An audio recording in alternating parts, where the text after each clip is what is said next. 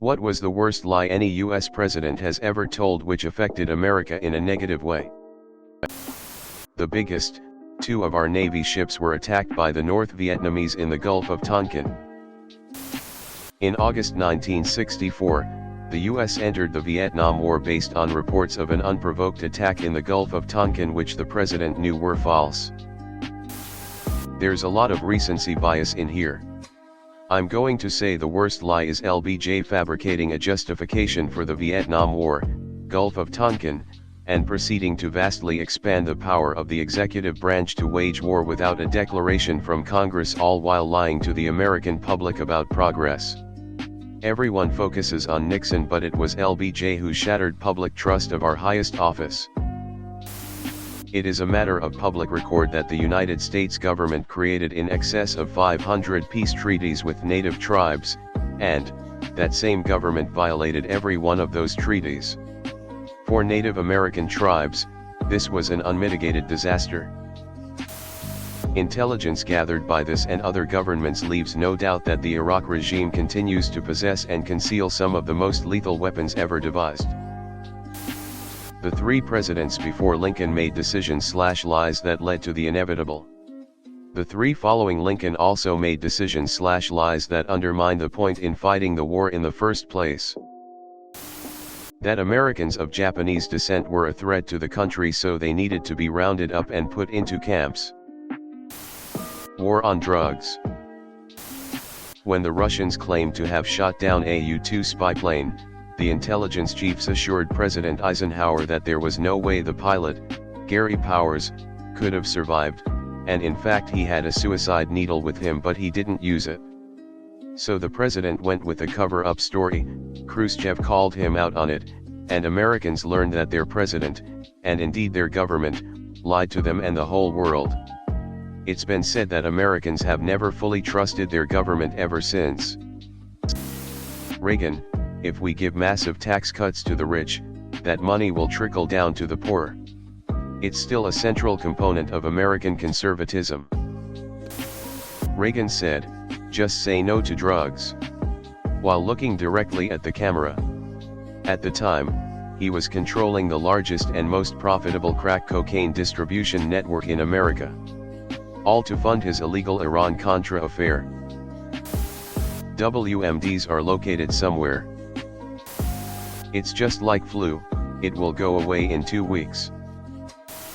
George Jr. and the WMD is certainly one. I would add Nixon/Kissinger slaughtering Cambodia, but they didn't really lie about it, they just kept it secret. The Gulf of Tonkin incident. The biggest lie told to Americans. Almost every president saying, "We can't afford it." Whenever there is talk about making anything better for the people of this country, there is always someone around that will tell us that there just isn't any money available, and to get anything done would mean massive tax hikes that will make it even harder for you to get by. I came to see if anyone named Woodrow Wilson promised not to participate in WWI, undesegregated government services. Saddam Hussein is harboring terrorists and has weapons of mass destruction. Thousands of lives wasted. Trillions of dollars wasted. The hatred of America increased. The most impactful lie likely varies by generation. Silent generation/boomers, Vietnam War package of lies, Watergate. Gen X, Bush and WMDs, the perpetuation of 2 20-year wars for no gain. Millennials, my generation will likely be a mix of housing inequality, economic, the mismanagement of Clinton's nomination that killed any goodwill of the Obama era, Democrat, the mismanagement of COVID by health agencies creating an education crisis, Republicans, and now the general hopelessness of geriatric leadership that for whatever reason cannot be shaken because of entrenched interests, Biden, Trump, McConnell, Feinstein, Pelosi, etc. Weapons of mass destruction. Iraq. The election was stolen. President Calvin Coolidge asked Herbert Hoover to manage the Mississippi River flooding in 1927, which is known as the Great Flood. Many blacks at the time were still working on plantations, and while no longer technically slaves, still had to work to pay off debts that they could never repay at the wages they made, so basically still slaves. Hoover overall managed the flood very well and mobilized the federal government and used it as a springboard to the presidency. The one problem was that blacks were treated horribly in these refuge camps and were forced to work for food, etc. This potential bad press threatened his rising to power. Herbert Hoover asked Robert Moton, an influential African American, to investigate. He did, and his report was not good. Hoover promised that if he won the presidency, Moton's constituency would have unprecedented influence in his administration and blacks would be given land from bankrupt plantations. Moton put a lid on his findings and Hoover won the presidency. He never honored those promises after he won. While the story of how Republicans went from being pro-civil rights to anti-civil rights is longer than this story, this is the big start of blacks leaving the Republican Party of Lincoln. They didn't all know right away because it was kept quiet, but this was a huge betrayal that impacts politics to this day. Weapons of mass destruction in Iraq. I'd have to say Reagan with his bullcrap statement that we did not trade weapons to Iran in exchange for the release of the hostages. This led to the entire Iran-Contra scandal, which should have ended Reagan's legacy but instead remains a footnote. Oh, and on a misconception level of lying, the belief that Reagan was the strong president that Iran freed the hostages from the US Embassy in Iran as soon as he was elected, which was absolute bullcrap. That deal was completely brokered by the Carter administration, but so many people tell that story quite differently. I suspect my Native American cousins would have a rather strong opinion on this one. Spain sank our ship.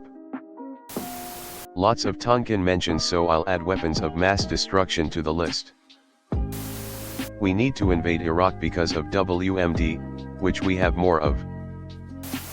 Mission accomplished. Reagan lied through omission. He promised to get the hostages released if he was elected. What he didn't say was that he negotiated to have them held until after the election, even though negotiations assured their release prior. In 1981, Reagan nearly sunk us into a depression by fueling stagflation with artificial inflation. In 1987, Reagan's bending over to banks allowed them to recrash the market. Every metric for the quality of life for the working class stagnated during and after his presidency, while corporate profits soared. The man had dementia. We don't know who was making his decisions for him as he declined in his second term, but every "he's too old and senile" argument between our geriatric choices today. Reagan was diagnosably, factually that senile and more. Union destruction, religion in government, adversarialism in the two parties. All of it roots back to Reagan getting into office. We've watched the rise and fall of a second Gilded Age, all because of one actor's senility and the lie he used to tip the scale in his election to office. If I lose this election, you'll never hear from me again. Mission accomplished. WMD. They're stealing the election. Bay of Pigs invasion in 1961, when CIA sponsored, trained and armed ex-Cubans and mercenaries invaded the sovereign nation of Cuba. They were slaughtered, and their prisoners that were taken on that beach were put on trial, and then put in prison. Most of them were in prison for the rest of their lives. That was presented as necessary to protect Cubans and liberate them from communism. It was a complete disaster. Another really famous example is of course Watergate, and if you haven't heard about that, you've gotta read up, especially if you're American. That happened between 1972 and 1974, and resulted in the impeachment and removal of President Nixon. He repeatedly denied any knowledge of the criminal activities that he had, in fact, largely instigated, and later, said to the American public, "I am not a crook," which was then proven to be false, leading to his impeachment. Politically, it was a disaster, and public confidence in government went into decline across the United States.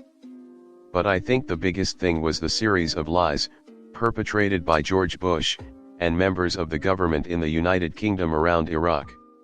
Specifically, GW said Iraq is seeking large quantities of uranium, 2003, along with straight-up lies and innuendo to suggest that it was being gathered to build nuclear reactors, and then dirty nuclear bombs or straight-up regular nuclear bombs of various kinds. If you remember, if there was a lot of talk about weapons of mass destruction, which was perhaps partially true, because the Rockies have been using gas to kill their own people, mainly Kurds in the north of the country, but it was used as an excuse for invasion and the start of the Second Gulf War, which dragged on for a while, caused tremendous destruction within Iraq, and bogged the American military down in the country for many years. Saddam Hussein was caught and executed, but there was no weapons of mass destructions, or any uranium ever found, although there was a couple of attempts to pretend that they had found something. Numbers vary by study or source, but that war is widely believed to have caused the deaths of hundreds of thousands of Iraqis, not to mention the tens or hundreds of thousands of people that remained or who lost their homes and were never able to go back, plus the ongoing instability in the country, economic collapse, and continuing violence. Iraq has become one of the havens for some of the worst terrorist groups in the world. And all of that came pretty much directly as a result of George Bush's flies and decision to avenge some concept of incompletion in the first Gulf War, which he said embarrassed his father. All of this stuff is well documented, so read up. And the funny thing is, he's probably not the worst. Things could get a lot worse. Saddam Hussein has WMD and will sell them to Osama bin Laden. Trickle-down economics for sure. The sinking of the Lusitania is up there, which led to the US entering WWI. The German U-boats agreed to stop sinking passenger ships, but would still sink ships containing military supplies going between the US and Britain. The Lusitania was a passenger ship with almost 2,000 men, women, and children. The U-boats sank it, and the US public became infuriated and entered the war. It was like their 9/11. Here is the lie, though. While the ship had all those people in it, it was also smuggling military supplies, which endangered the people on board that didn't even know about it. The U-boats detected that the ship was weighed down in the water like a transport ship full of supplies. They figured it was a passenger ship operating as a supply ship to smuggle in supplies, and they were right. They probably figured there wasn't even civilians on board. But the US government never told the people that the passenger ship was also smuggling in supplies. After reading the comments in this thread, I'm beginning to think the US government never tells the public the truth and hasn't throughout the country's existence. In fact, we did win this election. Repeated ad nauseum multiple times a day every day for 3.5 years. I can't believe there's any debate about this. It's not close. Gulf of Tonkin was bad, Watergate was bad, Iraq was awful, but those lies did not actively endanger democracy. This country was in deep shit anyway, but he has made it so much worse.